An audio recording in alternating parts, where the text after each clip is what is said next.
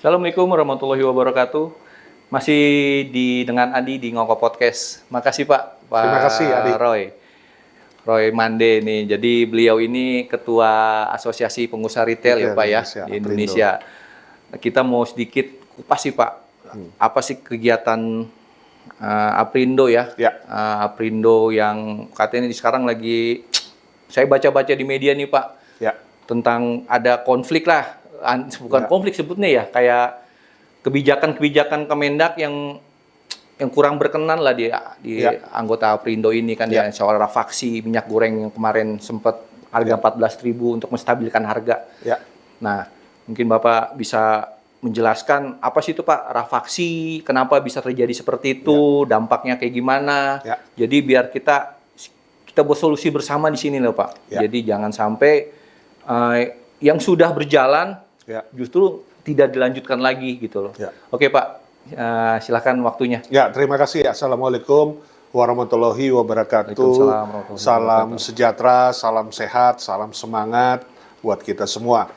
Ya, jadi apa yang Adi tadi katakan, saya ini saat ini mendapat amanah sebagai Ketua Umum Asosiasi Pengusaha Retail Indonesia. Yang beranggotakan hampir sekitar 50.000 toko retail modern dari minimarket, supermarket, hypermarket, grosir, dan department store. Kemudian anggota kami, Aprindo ada 600 anggota, baik itu retail yang jejaring nasional yang berada di wilayah-wilayah Indonesia, maupun juga yang retail lokal yang ada di setiap kota, kabupaten, provinsi.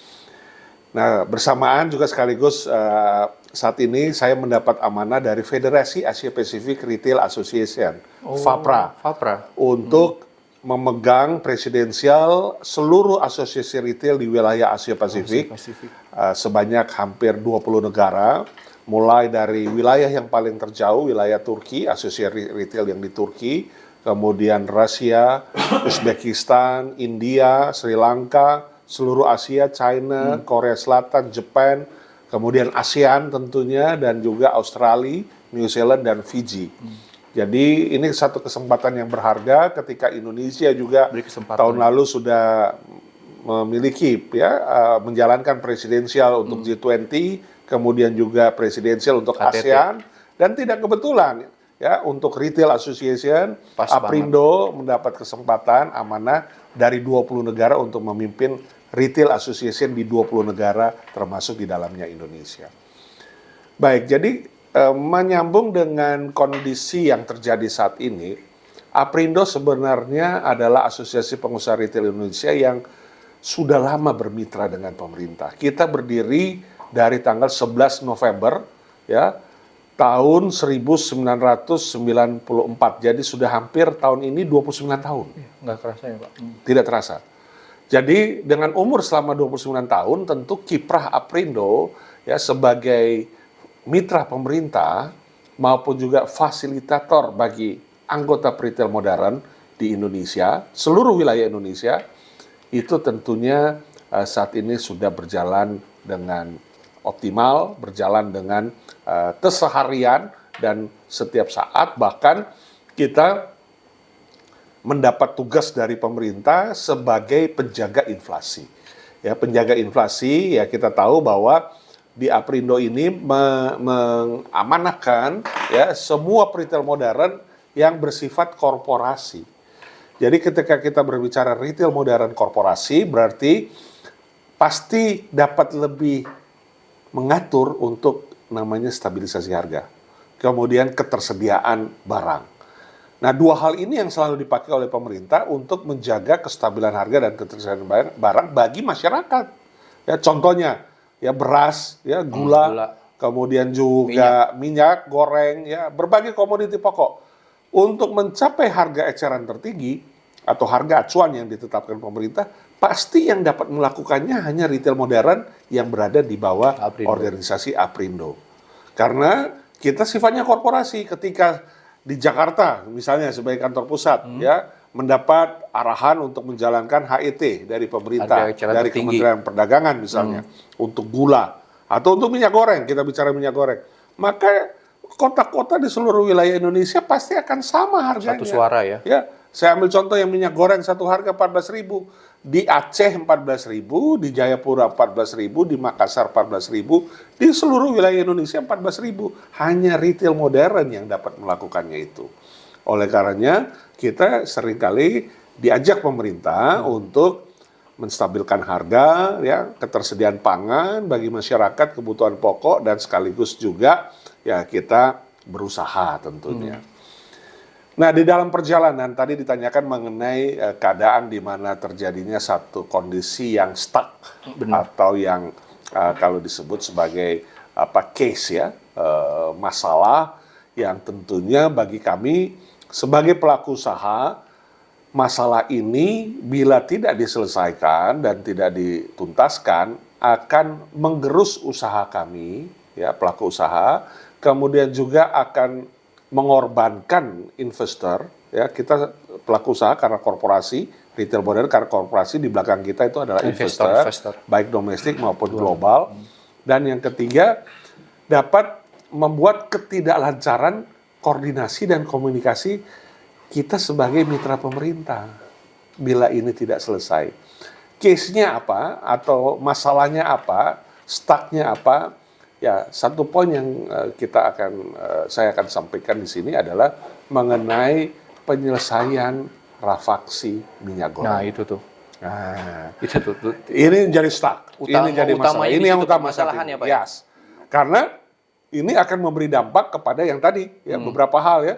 Kemudian komunikasi dan koordinasi kita sebagai mitra pemerintah bisa putus karena gara-gara adanya rafaksi yang belum diselesaikan. Anggota kami Aprindo akan a priori untuk setiap tugas yang diberikan pemerintah untuk dampaknya di depan, mendukung HET atau harga acuan, kemudian investor kita bisa balik belakang, bisa meninggalkan retail karena dianggap kok tidak konsisten pemerintah membuat peraturan, bukannya dipenuhi malah sekarang dibelakangi, ya, disolimi.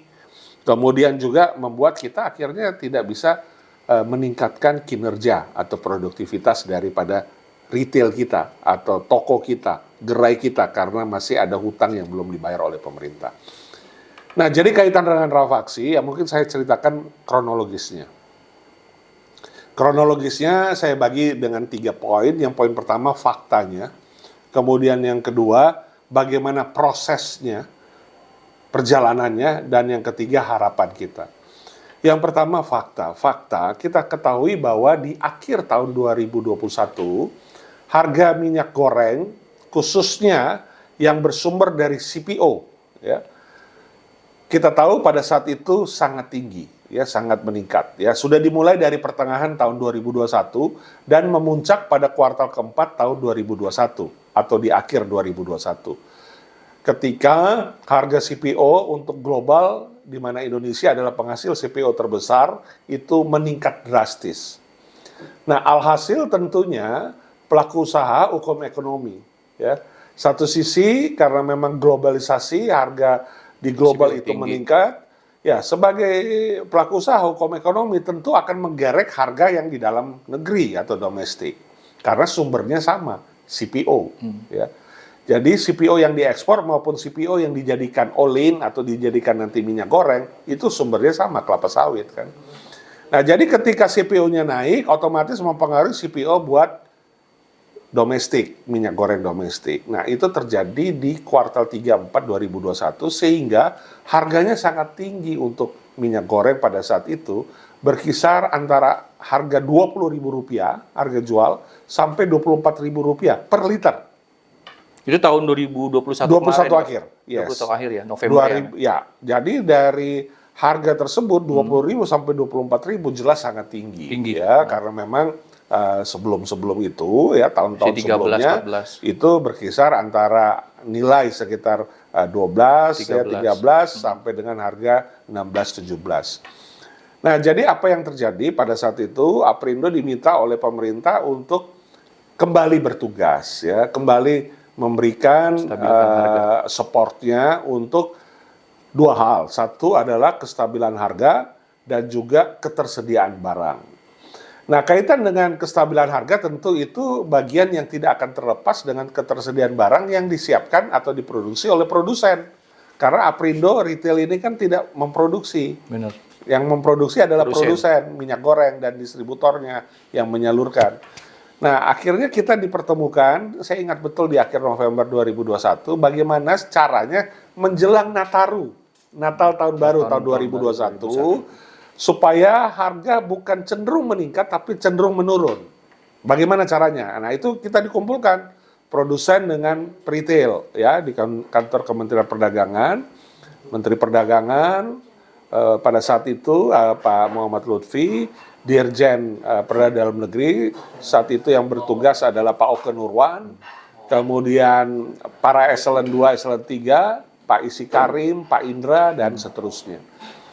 Nah, pada saat itu diambil satu kesimpulan untuk menghadapi Nataru, produsen perlu menstabilkan harga dengan cara mengurangi harga beli. Kan sudah untung dari CPO, ekspor. Kenapa enggak jadi untuk domestik coba pikirkan, kasih harga yang rendah, harga yang terendah, kemudian supply barangnya pastikan, jangan ada kelangkaan.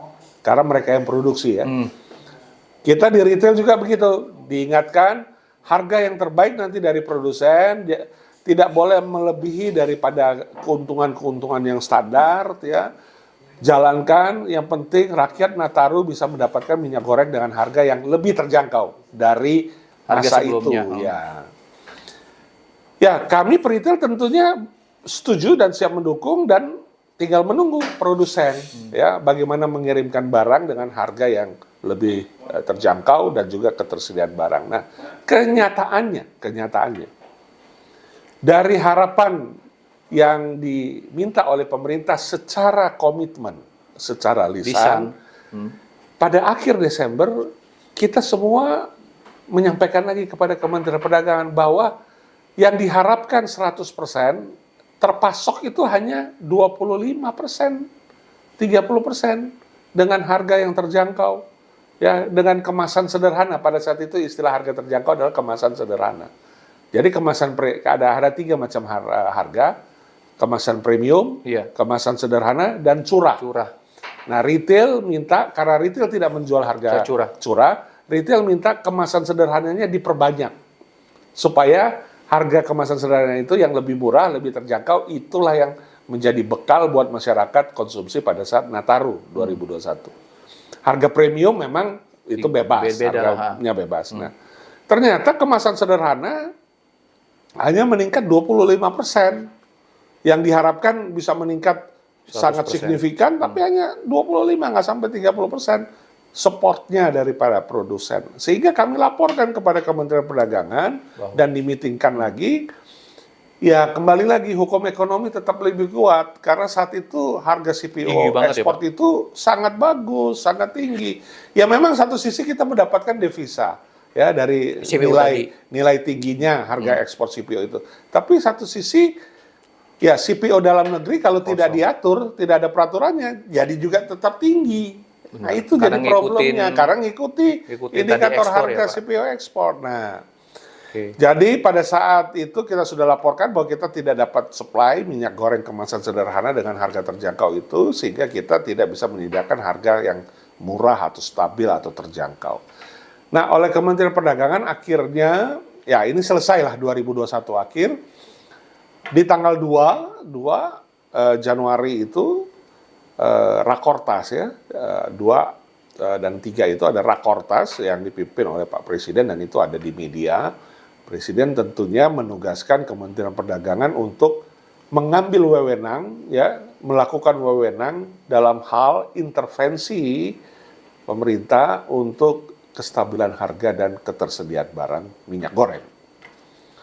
Nah, perintah itu kemudian diolah oleh Kementerian Perdagangan, oleh Menteri Perdagangan pada saat itu, Pak Muhammad Lutfi, dan Dirjennya Perdagangan Dalam Negeri, Pak Oke Nurwan, serta seluruh staf, itu menyiapkan satu permendak yang sifatnya adalah, ya, yang kita ketahui di dalam Permendak 1 tahun 2022 itu, mengangkat atau menugaskan BPDPKS, Badan Penyelenggara Dana Perkebunan Kelapa Sawit, untuk menyediakan alokasi subsidi.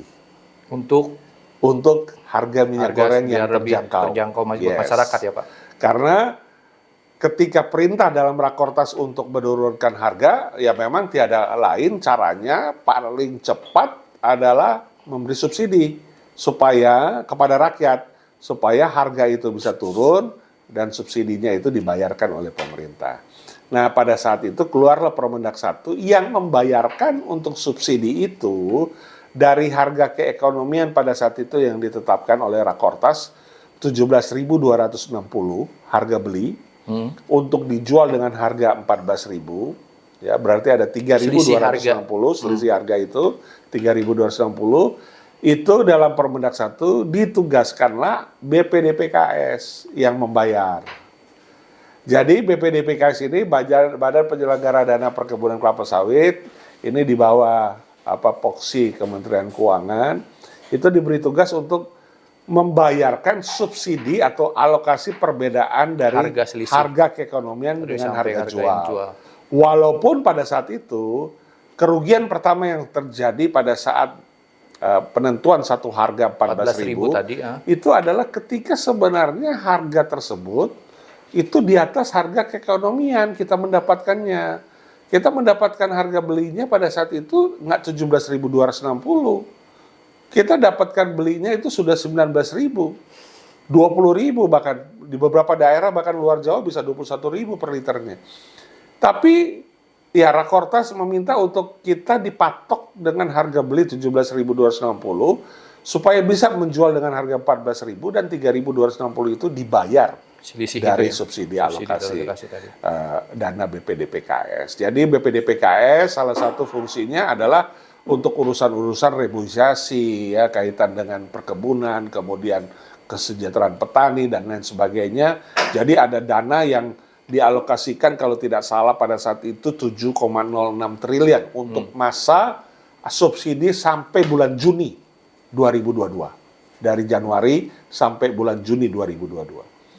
Jadi sudah dialokasikan karena memang pendapatan atau income pungutan ekspor dari BPDPKS kepada pelaku usaha CPO itu jauh di atas angka nilai tersebut. Jadi sudah selesai Permendak 1, Permendak 3 akhirnya dikeluarkan sebagai kelanjutan daripada Permendak 1 tadi ya. Jadi uang subsidinya sudah tahu dari mana, bukan dari APBN, bukan dari uang negara ya, tetapi dari BPDPKS sudah jelas siapa yang akan membayar. Baru Permendak 3 itu dikeluarkan pada tanggal 19 Januari 2022 sampai dengan 31 Januari 2022 masa berlakunya. Jadi dikeluarkan itu Permendak 3 untuk menugaskan. Cuma sebulan ya? Yes, 12 hari ya, 12 hari, sampai 31 ya. Jadi dalam Permendak 1 isinya menugaskan BPDPKS untuk subsidi. Permendak 3 menugaskan pembayaran retail modern untuk menjual harga 14.000 tadi.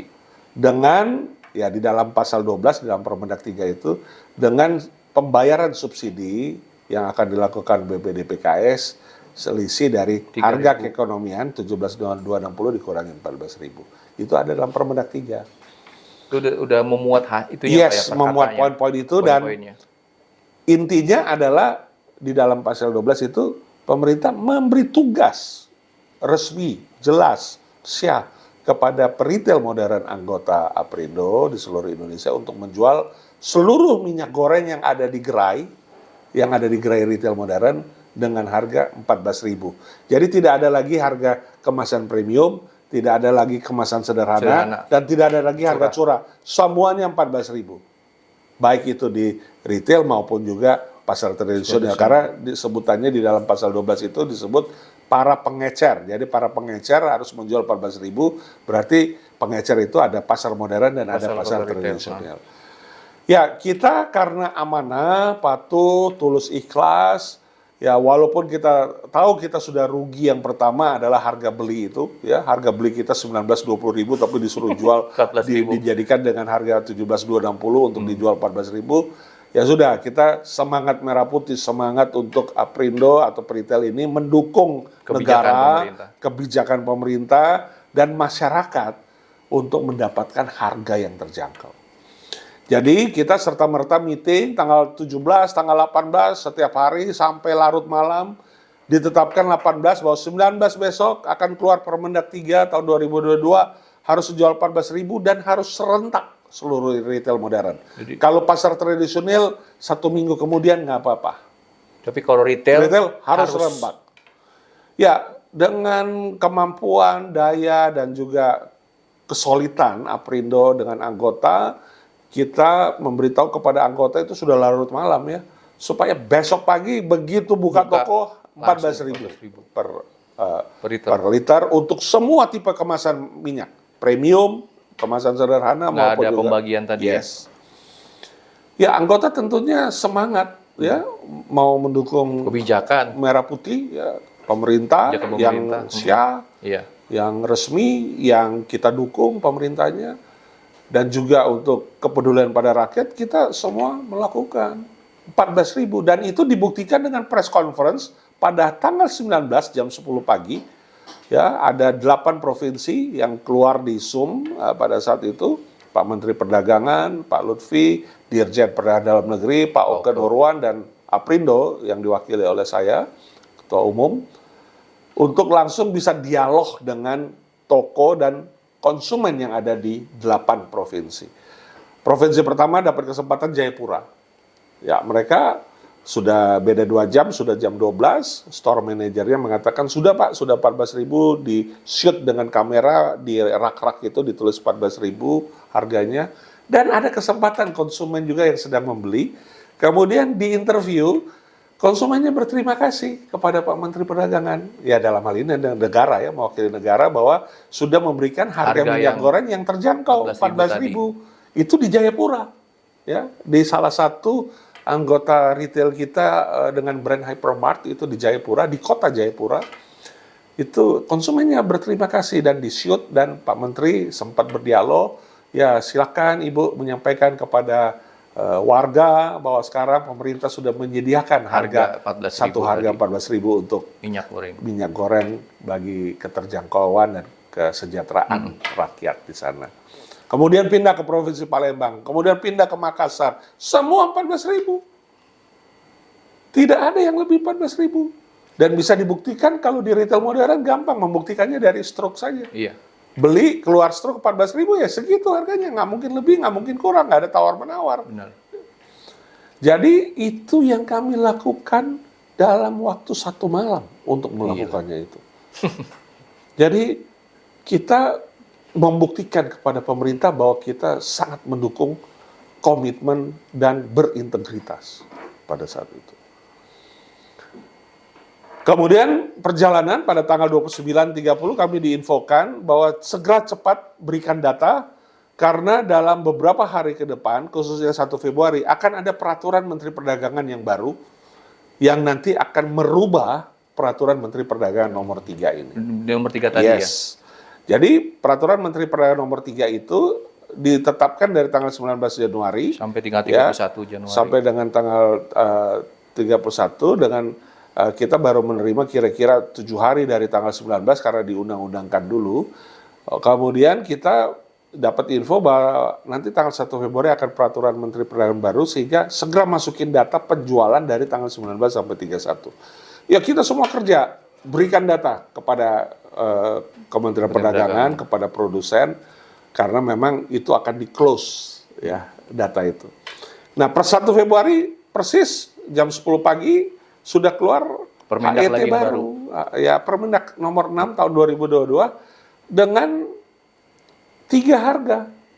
Minyak goreng premium, minyak goreng sederhana, dan minyak goreng curah. Sehingga yang minyak goreng 1 harga, seluruh tipe 1 harga, dianggap sudah selesai. Tetapi kita tahu di dalam Permendak 3, itu juga dituliskan bahwa setelah selesai berakhirnya masa Permendak 3, maka pembayaran subsidi akan dibayarkan selambatnya 17 hari. setelah data diserahkan. Jadi data diserahkan ya kita hitung pakai angka Kalkulasi matematika lah. saja, 31 Januari selesai, tambah 17 hari, tanggal 17 atau tanggal 18 lah sudah Dibayarkan. keluar. Atau oke lah, karena ada Sabtu Minggu, ya sudahlah, akhir kerja, bulan ya. lah. Ya, akhir bulan Februari selambatnya sudah harus selesai.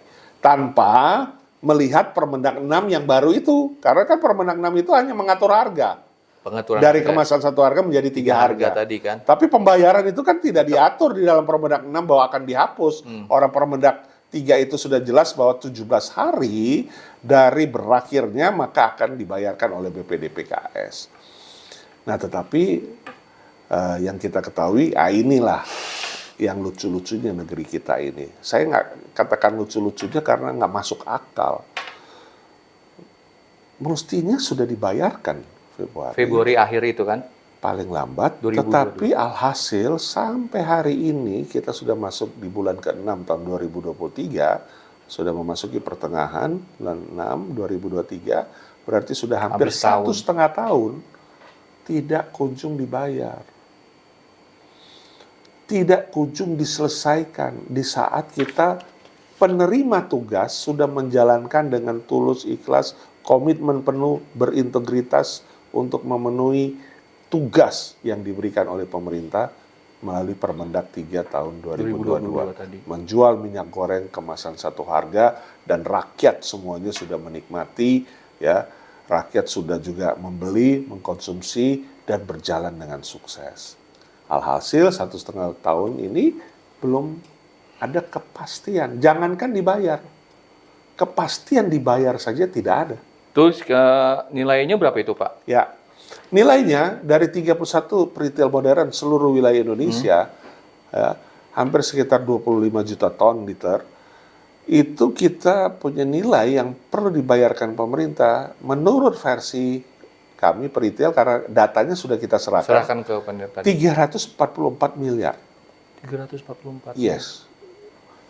Selama periode penjualan minyak goreng dari tanggal 19 sampai 31. Jadi tanggal 19 sampai 31 itu kita jual minyak goreng yang kita beli mahal. Yang tadi harga 20. Yes, 19-20 ribu. 20.000 itu ya. Tapi Dijualnya ditugaskan, 14.000. dipaksakan harus 14 ribu sehingga 14.000. kita belum mendapat harga minyak goreng yang baru. Ya, belum ada stok yang baru, tapi kita masih pakai stok yang lama. Sehingga karena kan pengiriman barang tidak mungkin sehari 2 hari. Benar. Pengiriman barang itu oleh pabrik ke retail bisa seminggu. Jadi kita masih menjual dengan produk yang kita beli mahal, tapi kita harus menerima dengan harga 17.260 itu, harga beli dan jual 14.000. Jadi 344 miliar itu sebenarnya sudah ada ruginya. Ya. Pertama, kerugian dari selisih harga beli. Kemudian kerugian dari 2, net present value-nya Nilai. 344 miliar ketika dibayarkan 17 hari akan jauh lebih berbeda dengan sekarang yang sudah 1,5 tahun lebih yang tidak tahu juga kapan dibayar. Net present value-nya kan ada. Berubah ya. Berubah kan nilai rupiah 344 itu kalau sekarang sudah bukan 344 mestinya. Karena net present value-nya, nilai uangnya. Kemudian yang ketiga, kita masih diombang-ambingkan dengan situasi atau kondisi yang tidak tahu kapan dibayar, kapan selesai. Kepastian untuk kita dibayarkan tidak ada sama sekali sampai hari ini. Bahkan saya berani statement bahwa ini masih berjalan di tempat. Jadi ada tunggakan banyak segini banyak buat peritel-peritel, kasihan di daerah itu dong, Pak. Ya, yang saya bisa sampaikan bahwa Aprindo itu bukan menyuarakan atas nama pribadi. Iya. Bukan atas nama pengurus, tapi menyuarakan atas seluruh anggota retail modern di seluruh wilayah Indonesia. Minimarket, supermarket, hypermarket, grosir, atau wholesaler, dan dep store. Nah, yang jual pangan, minyak goreng itu berarti minimarket, supermarket, hypermarket, dan grosir. Menyuarakan semua anggota itu, diantaranya dan termasuk retail jejaring maupun retail lokal. Nah, retail lokal ada anggota kita yang berada di Tahuna itu kira-kira hampir 6 jam lebih dari Bitung untuk naik kapal ke Sangir Talaut. Mereka hanya punya 2 toko di sana untuk memenuhi kebutuhan masyarakat di wilayah pulau itu. Nah, mereka juga ikut refaksi. Ikut imbasnya Pak ya? Ikut menjual 14.000 ketika membeli dengan harga jauh lebih dari itu. Dan sekarang mereka kesulitannya adalah mereka butuh untuk operasional mereka untuk bisa membeli barang lagi sehingga Diputarkan bisa uangnya. untuk masyarakat di wilayah tersebut terpenuhi kebutuhannya. Jadi bisa dibayangkan nilainya mungkin nggak seberapa kalau jejaring, tetapi mereka sangat berpengaruh nilai tersebut untuk menyediakan barang bagi masyarakat di wilayah itu. Ketersediaan. Itu yang masih tertahan hutang yang belum dibayarkan pemerintah. Kemudian ada yang di Maluku Utara, di Kepulauan Halmahera, ada yang di NTB, NTT. Ini saya bicara jeritan hati dari peritel-peritel lokal yang setiap saat mereka menanyakan sudah sejauh mana, seperti apa prosesnya, apa yang pemerintah lakukan, apa yang pemerintah perhatikan buat kami yang ada di ujung-ujung wilayah Indonesia. Suara itu yang selalu kami terima. Dan itu bukan bicara sebulan sekali, seminggu, setiap hari. Ditagih terus ya Pak? Mereka menanyakan secara sederhana, uang kami bagaimana dibayarkan? Kami sudah beli mahal, disuruh jual murah, lalu kapan uang kami bisa dibayarkan? Nah, itu yang Aprindo perjuangkan saat ini. Dan itu, ya saya sebagai Ketua Umum tentunya bertanggung jawab atas seluruh apa yang terjadi dengan harapan anggota. Dan saya pasti tidak akan pernah menyerah. Tidak akan pernah berhenti memperjuangkan, tidak akan pernah takut pada siapapun, apapun, karena saya tahu kan? bahwa ini adalah hak. Benar. Dan ini adalah keniscayaan. Ya, saya tidak akan takut, tidak akan pernah mundur, dan tidak akan pernah menyerah.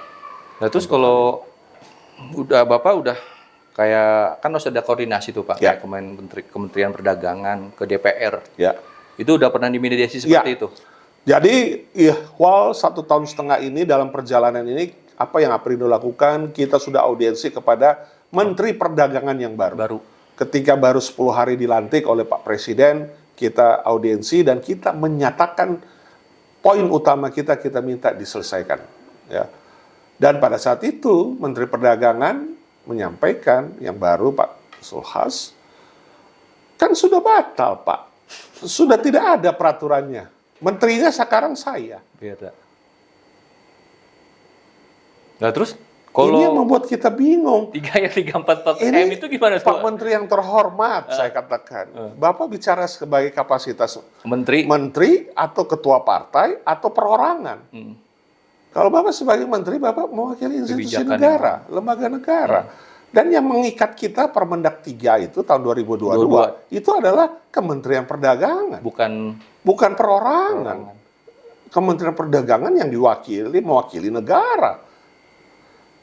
Mengapa Bapak katakan bahwa ya sudah nggak berlaku, sudah tidak kedaluarsa, ya itu kita nggak ada landasannya dan lain sebagainya. Pak, revisi Permendak kan bisa Pak. Hanya satu yang nggak bisa direvisi di dunia ini, kitab suci. Benar. Tapi kalau Permendak, apalagi Perpres, apalagi ketetapan MPR, DPR, Undang-Undang Dasar 45 aja dirubah kok. Ada perubahan, amandemen. Masa Permendak tidak bisa direvisi? Kalau Bapak juga nggak bisa revisi atau tidak mau revisi karena tidak mau cuci tangan, tidak mau cuci piring, Bapak ajukan ke pimpinan yang memberi prerogatif Bapak sebagai hak prerogatifnya. Presiden bisa sampaikan apakah bisa dengan Kepres dan lain sebagainya. Dan itu nggak perlu kami yang mengajari. Kami pelaku usaha, kami bukan pemerintah. Tapi tetap dengan kondisi bahwa ya tidak ada dasar, tidak ada kekuatan hukum lagi. Takut nanti kejaksaan bisa panggil saya. Ya, dan ya kalau bisa, udahlah. Akhirnya ini perjalanan prosesnya ya.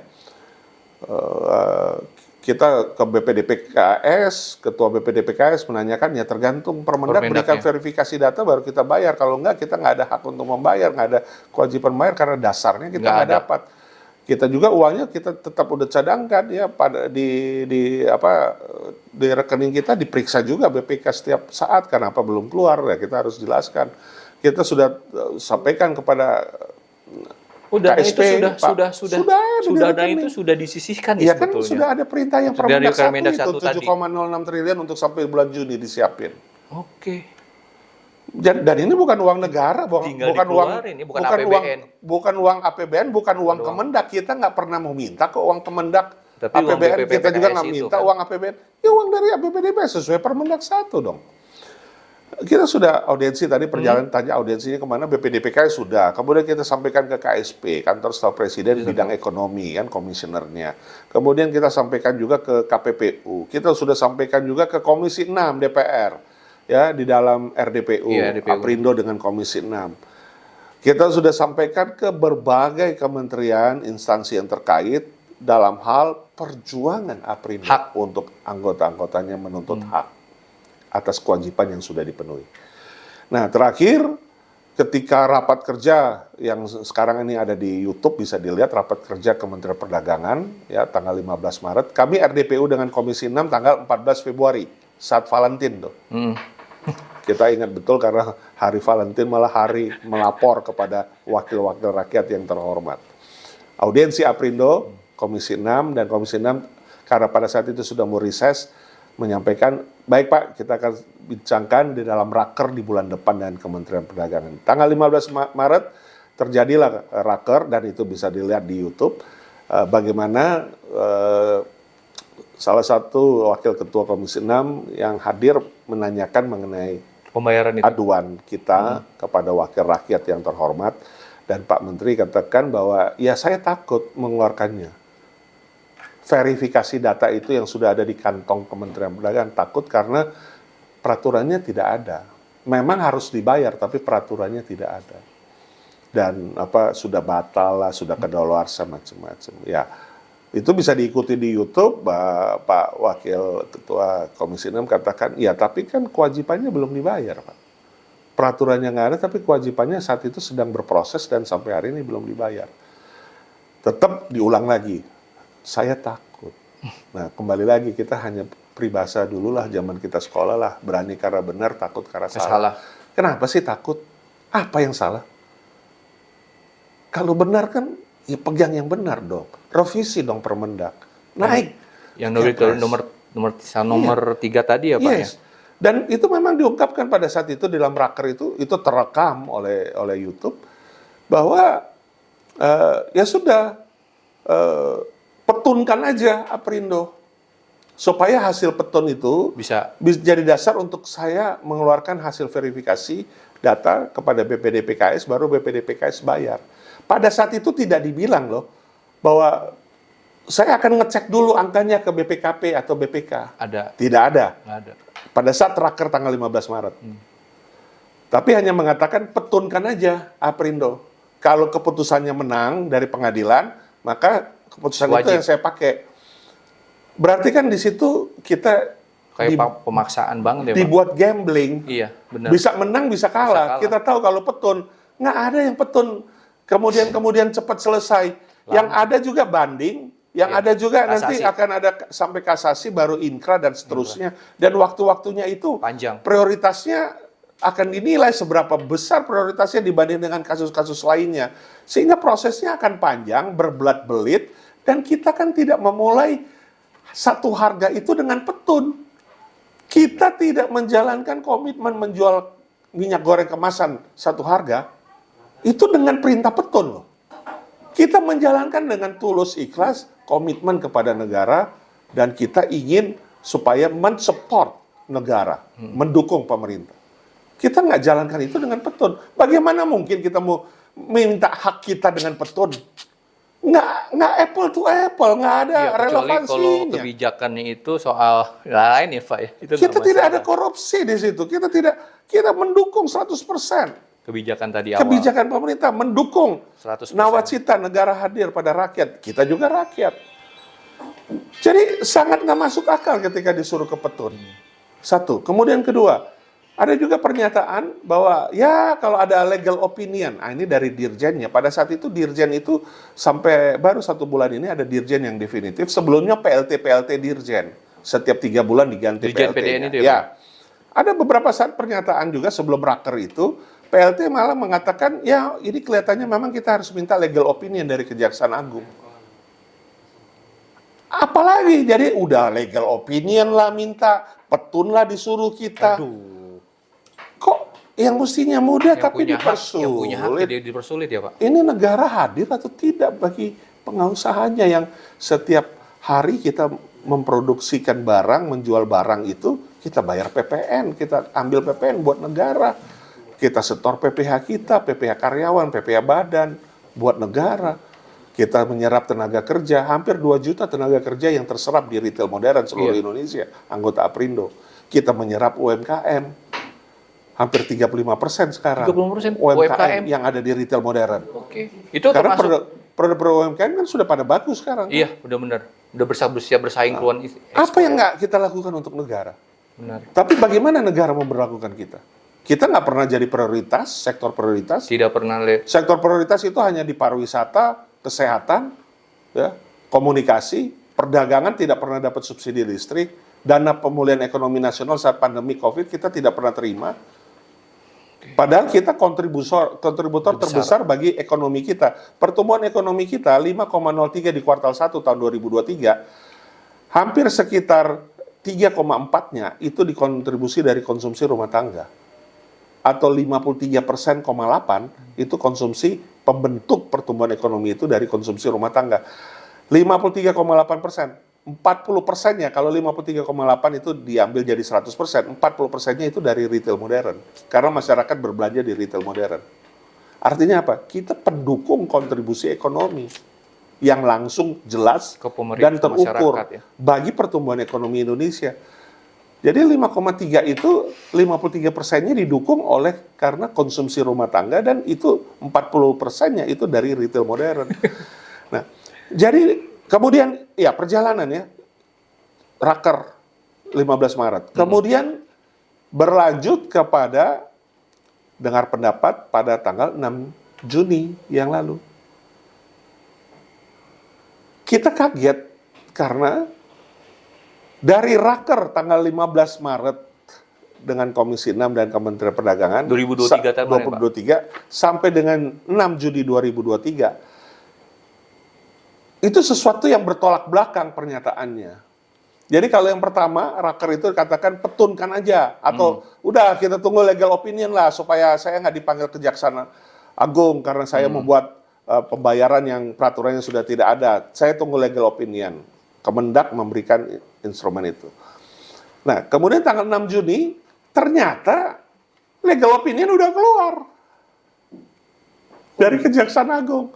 Jadi tanggal 6 Juni, itu bisa dilihat di YouTube juga, dinyatakan oleh Menteri. Jadi kan pada tanggal 15 Maret katakan bahwa tunggu LO atau petun. Ya. Tanggal 6 Juni bisa disaksikan. LO sudah keluar dan perintahnya memang dibayarkan. Jaksa silakan dibayarkan sesuai dengan peraturan dan perundangan yang berlaku. Tetapi tanggal 6 Juni dikatakan oleh Pak Menteri bahwa tidak. Ya kita bingung nih angkanya. Ada yang bilang 300, 400, 800. Ya udah, saya balikin lagi ke BPKP atau BPK lah, audit negara yang mengaudit loh. BPKP sama BPK jajarannya sudah memeriksa hasil verifikasi dari Sukovindo itu menurut Dirjen PDN yang lalu, PLT. Sehingga itu sudah datanya sudah ada di tangan Kemendak. Nah sekarang mau dibalikin lagi ke BPKP. Dipimpong ya Pak jadinya? Main pingpong dong. Kita ini kan bukan anak baru lahir, baru selesai sekolah. Saya sih mikir kasihan aja sih Pak. Itu kan yang daerah-daerah terutama sih Pak. Iya, daerah-daerah. Mereka ya mendukung masyarakat di daerah itu kan untuk kebutuhannya. Kemudian ya sebagai informasi nih, LO yang dikatakan di dalam tanggal 6 Juni dalam rapat dengar pendapat itu, kita sampai hari ini kita nggak pernah diberitahu bahwa LO itu sudah keluar. Sudah ada. Padahal LO itu Dirjen PDN Pak Isi Karim sudah menyatakan tanggal 15 Mei kepada media. Jadi kita dapat infonya dari media. Ini terima kasih teman-teman media.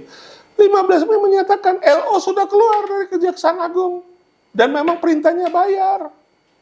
Sampai sekarang juga belum dibayarkan. Sampai hari ini selain belum dibayarkan, kita nggak dipanggil, diberitahu bahwa ada LO sudah keluar.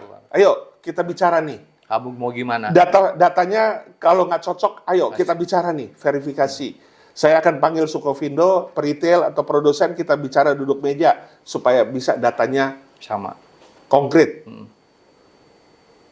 Ini LO-nya keluar suruh bayar, kita nggak pernah dipanggil untuk bicara verifikasi data, tapi malah dikeluarkan tanggal 6 Juni kemarin pernyataan, ya saya LO sudah keluar, memang perintah harus dibayar, jaksa sudah katakan, tetapi angkanya beda-beda. Sekarang saya mau berikan dulu kepada auditor negara. Nah, balik lagi dong. Muter lagi. Kalau yang Maret bilang... Ini jam 6 Juni kemarin kan Pak ya? Baru hari Selasa minggu lalu. Kemarin 2023 kemarin kan? Ya, bisa dilihat di YouTube. Itu masih hangat-hangat itu tuh. Pak. Bisa dilihat di YouTube pernyataannya. Saya nggak nambah, nggak kurangin. Nah, jadi kami sudah keluarkan rilis lagi pernyataan kami secara resmi bahwa kami kok merasa ragu kalau memang ini serius untuk diselesaikan dan dibayarkan. Kami menjadi melihat bahwa keseriusan dari pemerintah, khususnya diwakili oleh Kementerian Perdagangan dan Menteri Perdagangan, apakah serius untuk membayarkan atau tidak ingin membayarkan di masanya ini? Itu jadi pertanyaan. Minimal akhir tahun ini Pak ya, harus ada pelunasan. Ya kita sih mintanya jangan sampai akhir tahun, karena kita waktu press conference di bulan April sebelum Lebaran, kita katakan ya kita berharap rafaksi itu sebelum 3 bulan ini selesai. Berarti ya kita harapkan April, Mei, Juni ini sudah selesai. Karena kita sudah mau masuk pesta demokrasi. Benar. Kita tahu siapa-siapa yang sudah naik jadi bacalek. Dan ketika naik bacalek berarti harus kampanye. Berarti urusan kita... Lupa. Ya, Seru dong. otomatis bukan prioritas dong. Ini kan pesta demokrasi. Perlu bacalek, perlu kampanye. Saya kan bacalek, saya kan orang partai politik yang harus mendukung keutuhan partai dan seterusnya. Nah, kapan kita diselesaikan? Nah, begitu ada election tanggal 14 Februari 2022, mudah-mudahan satu periode, satu putaran, sehingga Oktober sudah terpilih presidennya, dilantik, dan November berjalan 100 hari programnya. Berarti kan presiden baru, menteri baru misalnya. Ya. Kemudian kalau satu putaran, kalau 2 putaran tambah 6 bulan, berarti kan 2. Lalu kapan mau ngomong mengenai rafaksi kalau sudah di masa-masa itu? Yang pemerintahnya sudah baru, presiden baru, nanti bilang lagi bahwa oh kan presidennya sudah baru. Kalau sekarang aja bilang, kan menterinya itu yang buat peraturan menteri lama. Bukan saya menteri kan menteri baru. Nah sekarang nanti kalau yang berikutnya, siapa menterinya, siapa presiden, kan sudah yang baru nih sekarang kita. Lalu kemana rafaksi kita? Padahal anggota Aprindo itu bukannya retail besar aja kan Pak ya? Retail lokal. Terlokal itu yang Justru kasihan. kita, jadi perbandingannya, retail jejaring atau nasional itu seperti Pareto. Perusahaannya sedikit, tapi toko-tokonya banyak. Nah, beda dengan retail lokal. Iya. Perusahaannya banyak, korporasinya banyak, tapi toko-tokonya sedikit. Nah, karena misalnya yang di Sangir Talaut itu hanya 2 toko. Itu yang kasihan ya pakai gitu-gitu ya. Ada kalau retail jejaring, ada yang punya 21.000 toko. Ya kan, tokonya banyak. Tapi, jadi kalau retail jejaring nasional itu perusahaannya dikit, nggak sampai 10. Tapi tokonya seluruh Indonesia hadir untuk memenuhi kebutuhan masyarakat, ya, konsumsi. Tapi ada retail lokal yang masing-masing lahirnya di daerah itu, hidupnya di daerah itu, tidak ekspansi karena memang udah turun-temurun, ya itu banyak, tapi tokonya sedikit. Jadi ya kita yang menjadi penggerak, Aprindo menjadi penggerak untuk supaya retail-retail modern ini terwadahi, siap selalu support pemerintah, mendukung harga eceran tertinggi dan seterusnya. Tapi saat ini kita diperhadapkan dengan fakta seperti ini. Kayak dibenturkan ya Pak? Tidak ada kepastian berusaha. Padahal Omnibus Law, Undang-Undang Ciptaker itu 2 asas esensi, kemudian berusaha itu yang harus kedepankan, dan kepastian berusaha. Kepastian regulasi atau hukum. Kita nggak mengalaminya untuk saat ini.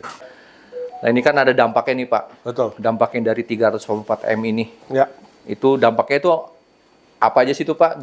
Biar masyarakat nih tahu bahwa yang ngambil kebijakan juga paham nih gitu loh. Bahwa ada dana ini yang talangan ini harus dibayarkan gitu loh. Bukan hanya ntar nanti itu kan gini, jadi takutnya nanti justru imbasnya kemana-mana nih. Betul. Takutnya Aprindo dilibatkan lagi, Nggak berani. nggak akan berani gitu loh Pak. Ya. Gitu. Baik, Gimana tuh Pak? terima kasih Adi. Iya. Jadi kalau kita bicara dampak, saya melihat simpel saja dari 2 poin. Dampak yang tangible, artinya yang berhubungan dengan nilai, value, dan dampak yang berhubungan dengan intangible, yang sifatnya tentu akan memberi dampak kepada suatu kegiatan, aktivitas, bahkan investasi. Nah, dampak tangible yang pertama adalah kita pelaku usaha prihatin karena kita dibuat rugi oleh pemerintah melalui peraturan yang dibuat. Yang Permendak tadi. Permendak. Ya, artinya apa? Yang sampai hari ini belum dibayar berarti kan kita dibuat rugi. Bener. Karena apa? Karena nilai Rafaksi 344 miliar yang kita sudah berikan datanya tanggal 31 Januari tahun 2022, itu kan net present value-nya saat ini 1,5 tahun kemudian sudah lebih rendah. Padahal nilainya tetap dianggap sama 344, tapi nilainya sudah ada net present value di situ turun. Kemudian yang kedua, kita sudah menalangi juga sebenarnya harga keekonomian yang diakui pemerintah itu 17.260 harga beli dan harga jual harus 14.000 dan yang disubsidi berarti 3.260. Tapi harga beli kenyataan pada saat periode tersebut tanggal 19 Januari barang-barang yang sudah kita beli minyak goreng itu sebenarnya harganya 19.000 20.000. Tapi Dibeli, dinyatakan dalam harga pembelian oleh keputusan Rakortas 17.260 secara serempak, secara keseluruhan dan sehingga bisa harus menjual 14.000. Jadi dari situ saja sudah ada rugi itu 19.000 dengan 17.260 berarti ada selisih 2.000 3.000 yang kita harus menelan pil pahit itu. Artinya kita nggak bisa minta subsidinya. Itu kan untuk berapa ton ya Pak? Ya kita nggak bisa ganti, ya kita nggak bisa minta ganti lah bahasanya begitu. Artinya kan itu udah ada nilai kerugian di situ. Kemudian yang tadi nilai net present value. Ya. Kemudian yang ketiga, ya kita nggak tahu kapan dibayar ini. Itu kan mengandung nilai material di mana kalau kita pakai uang bunga, bunganya berjalan terus. Kan kita pembelian barang juga ada memakai permodalan maupun juga peminjaman. Putaran uang itu. Putaran uang, cash flow. Cash flow benar. Cash flow salah satunya selain equity ada juga loan. Nah kalau kita tidak ada kepastian pembayaran berarti bunganya berjalan terus. Yang kita sudah keluarkan itu. Ya. Itu nilai tangible-nya. Ya. Kemudian nilai intangible-nya apa? Nilai intangible-nya kita tahu bahwa retail itu adalah korporasi, bukan perusahaan perorangan. Bukan perorangan juga. Tapi perusahaan. Yang perusahaan memiliki pemegang saham. Pemegang saham itu bisa terdiri dari global, asing, yang menginvestasikan lewat pembelian saham, maupun juga domestik, atau pemilik perusahaan yang menaruh saham. Nah, investor ini akan melihat bahwa saat Indonesia sedang ingin memajukan investasi, saat yang namanya red carpet, OSP, untuk investasi sekarang ke iya, satu pintu, perizinan satu pintu supaya dipermudah, supaya dipercepat. Ya. Kok kenyataannya seperti ini? Justru bukan dipermudah, malah dipersulit. Kalau bisa dipersulit ya dibuat lebih persulit lagi Rafaksi itu. Karena ya sampai sekarang kita nggak dapat kepastian. Ya investor akan membaca situasi ini. Artinya kok seperti itu? Pemerintah katanya mau beri kemudahan berusaha, karpet merah, apapun istilahnya lah itu. Tapi kenyataannya peraturan kok bisa berubah, dizolimi, berubah terus nggak ada. Dianggap bahwa ya kan sudah batal, sudah kedaluarsa. Ya lalu outnya apa kalau sudah batal kedaluarsa? Revisi dong, atau bicarakan kepimpinan presiden, apakah kepres atau apa ya terlalu tinggi sebenarnya, tapi revisi lah. Jadi tangible dan intangible itu kalau disatukan itu merupakan dampak yang signifikan bagi pelaku usaha. Yang secara tidak langsung pasti akan juga terkena dampak kepada pemerintah maupun masyarakat. Karena apa? Karena retail adalah tempat di mana masyarakat melakukan konsumsi. kontribusi ekonomi kita ya di dalam kuartal pertama kemarin itu 5,03%. 53%-nya, 53,8 itu dikontribusi dari konsumsi rumah tangga. Konsumsi rumah tangga yang belanja di retail, yang belanja di pasar tradisional, retail mengambil porsi hampir sekitar 40%. Tinggi juga Pak ya? Artinya ya sisanya pasar tradisional dan juga online. Artinya dengan porsi 40% itu hampir sekitar lebih kurang setengahnya itu adalah kontributor dari retail modern untuk ekonomi Indonesia, pertumbuhan ekonomi Indonesia. Kita menyerap tenaga kerja, hampir 2 juta tenaga kerja, kita menyerap UMKM, supaya UMKM dapat akses market, supaya bisa berjualan, berdagang di retail kita. Kemudian juga, ya kita naikin kelas kan mereka kan, UMKM. Kemudian kita juga menghimpun investasi untuk kita ekspansi, sehingga dengan adanya ekspansi berarti investasi pasti masuk. Kemudian kita juga mempekerjakan atau mentransfer knowledge ya dari asing, dari global supaya Indonesia maju, cara-cara perdagangan supaya mengikuti secara global, ya, yang bagaimana perubahan perilaku konsumen dan lain sebagainya. Kita semua sebagai driver untuk ekonomi. Tapi harus berhadapan dengan situasi kondisi ini. Jadi kalau ditanya dampaknya gimana? Ya dampaknya akan membuat a priori bagi Aprindo sendiri, bagi pelaku usaha yang ada di dalam wadah Aprindo, retail, ya akibat tangible dan intangible value tadi akan a priori untuk tugas-tugas berikutnya. Ya kita akan minta dibayarkan dulu deh, baru kita tugas, baru kita jalankan harga eceran tertinggi atau harga acuan. Kalau sekarang kan sifatnya semua tugas diberikan, kita jalankan dulu, baru nanti uangnya, peraturan menterinya keluar, peraturan regulasinya diberikan. Karena kan prosesnya lain kali untuk diundang-undangkan itu akan makan waktu. Tapi kita sudah jalan duluan, artinya kita sudah menalangin duluan. Nah sekarang dengan adanya begini, bukan Aprindo yang mengatakan, tapi pelaku usahanya, di bawah retail-retailnya ini yang jejaring atau nasional kan. Ya, itu dampaknya Pak ya, berarti sangat luas banget ya. Sangat luas. Jadi yang pikirkan gini, emang sih cash flow, apalagi yang daerah-daerah itu kan Pak ya. Jadi itu kadang-kadang nggak ada cash flow nih udah. Itu modal-modalnya mereka itu. Bisa diputer lagi. Iya, bisa diputer lagi, nambah barang lagi. Untuk masyarakat bisa dapat ada pilihan-pilihan barang. Iya. Itu mereka harus menahan dulu untuk membeli barang karena kan dananya belum balik. Sampai sekarang juga belum ada ini ya Pak ya, tanggung jawabnya juga. Ya, sampai hari ini statement saya adalah belum serius. Belum serius. Yang ada asumsi ya. Dan ini opini asosiasi bahwa ya mengulur waktu, tidak mau mencuci piring, ya. Kemudian kalau bisa ya jargon-jargon mestinya dipermudah, jadi dipersulit dan sebagainya. Itu akhirnya berkembang di antara anggota yang mengatakan hal tersebut kepada Aprindo. Ya ini saya hanya menyalurkan aja ya kata-kata itu ya. Bahwa ya inilah yang sebenarnya kita harapkan adanya perubahan di negeri kita ini. Praktek-praktek seperti ini mestinya nggak bisa terjadi dan nggak boleh terjadi ketika Indonesia berpikir ingin bangkit, ingin maju. Apalagi kita pandemik sudah hampir 2,5 tahun kita terpuruk semuanya. Saatnya harus bangkit, maju dengan next normal, kenormalan yang baru. Tapi ternyata masih ada cara-cara yang lama yang tentunya bukan ini yang kita harapkan. Oke. Jadi seharusnya ada jalan keluar ya Pak yang terbaik. Seharusnya ada jalan keluar dan jangan sampai nyalahkan orang-orang siapapun. Yes. Yang penting itu banyak.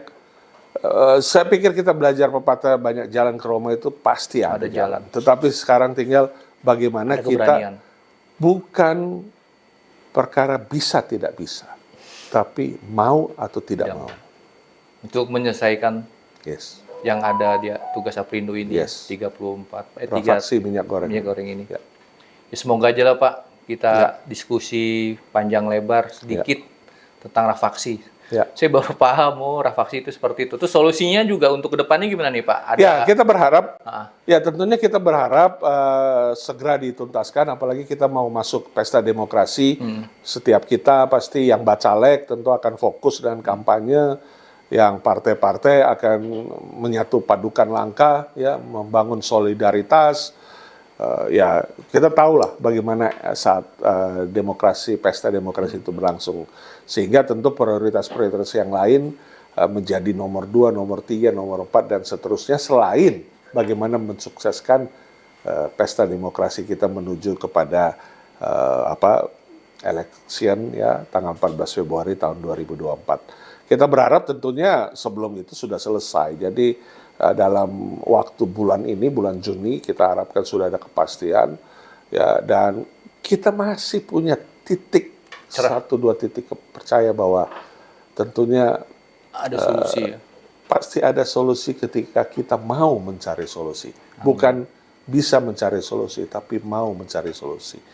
Kita sangat terbuka untuk memverifikasi data. Kita berharap kita bisa diundang dengan verifikator, kita bicara data dan lain sebagainya. Bukan sepihak-sepihak, mengembalikan yang tadi saya katakan, ya udah ini saya mau berikan lagi ke BPKB, BPK untuk diaudit negara. Ya, lalu hasilnya nanti kalau nggak sesuai juga dengan kita kan akan juga menjadi suatu diskusi panjang. Mengapa nggak sekaligus verifikatornya bertemu dengan kita, dipertemukan, ya kalau memang itu yang dipandang sebagai angka-angka yang berbeda, kita akan openan, terbuka, kita nggak akan ada maksud dan tujuan lain selain memang hak kita yang kita minta. Sebenarnya simple, dan itu bukan masalah tidak bisa, tapi masalah mau atau tidak mau. Hak itu, Pak. Jadi, supaya ini bisa selesai, pelaku usaha dapat menerima haknya, dukungan kepada pemerintah tetap optimal maksimal, dan tentunya masyarakat dalam hal ini dapat konsumsi yang baik, ya, kestabilan harga, ketahanan ketersediaan barang melalui retail modern, dan tentunya inilah dinamika yang kita harapkan diperbarui atau diperbaiki sehingga Indonesia maju, Indonesia bangkit. Amin. Insya Allah ya, Pak, ya. Ya. Jadi ada solusinya buat pada retail terutama. Yes. Jadi Bapak bukan hanya berdiri sendiri, di bawah Bapak juga ada banyak anggota-anggota yang butuh untuk menyuarakan hal seperti ini. Semoga aja ada manfaatnya, Pak. Ya. Kita bikin diskusi singkat seperti ini. Terima kasih. Ya, terima kasih atas waktunya Bapak sudah menyempatkan waktu atas kesibukannya Bapak. Ya. Ya, kita ketemu lagi Sobat Koko atas topik-topik berikutnya yang lebih seru dan lebih menarik lagi. Assalamualaikum warahmatullahi wabarakatuh. Ya, waalaikumsalam. Salam sejahtera, salam sehat buat kita semua. Terima kasih ya, Mas Adi.